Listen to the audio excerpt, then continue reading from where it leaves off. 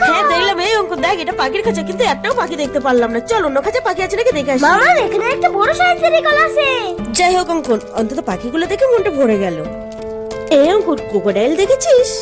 ওই দেখ তাকিয়ে, ওখানে দুটো ক্রোকোডাইল মামা কিন্তু ওর কাছ থেকে ফটো তুলবে না, ও কিন্তু গস করে মানুষ। হ্যাঁ আমি জানি, চল অন্য কোথাও কি আছে দেখে আসি। অঙ্কুর, এরা তো বললো এখানে নাকি বাঘ আছে, কিন্তু সে বাঘের দেখা তো পেলাম না। ওদের কুমির পাখি এইসব দেখিয়ে দিল।